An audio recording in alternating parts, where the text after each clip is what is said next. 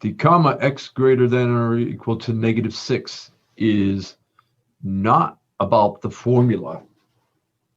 It's about the domain.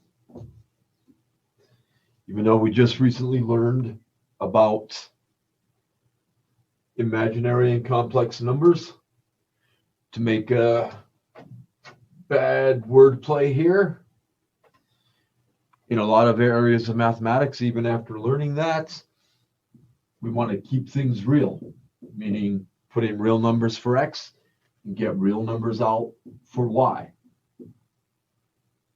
So I'm going to rewrite that domain in interval notation, and I'm not going to talk about it until after finding the inverse.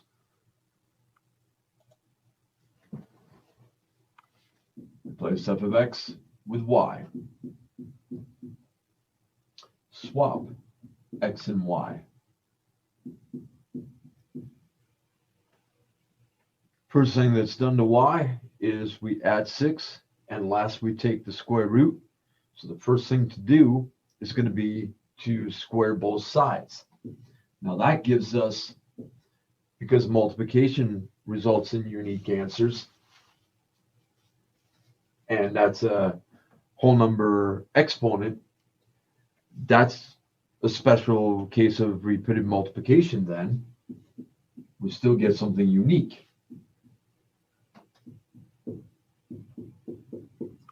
Same with subtracting 6. Replace the new y with the function notation for the inverse of f.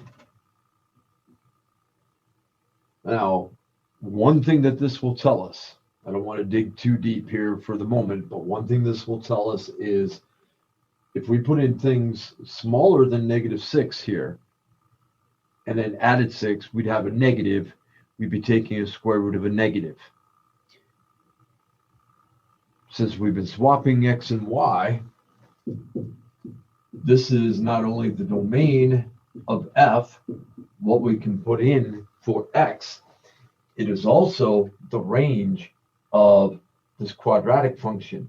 When you graph that parabola, it's going to open upwards starting at y equals -6.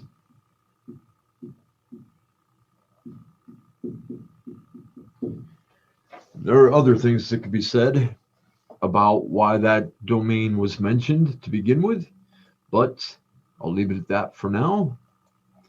So we've got, I guess I do have to mention it. We've got two choices for yes, and it's going to be this one. The reason for that is that we're saying that the range,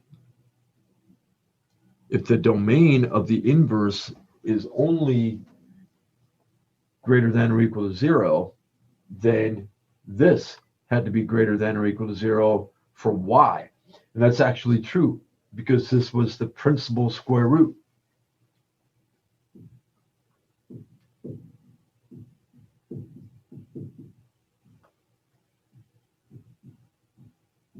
We didn't have plus or minus that square root. We just had the positive or principal square root. So that domain of f inverse, because of what we started with, not what the graph would look like if you try to put in anything for x, but the fact that we started with this to create this function.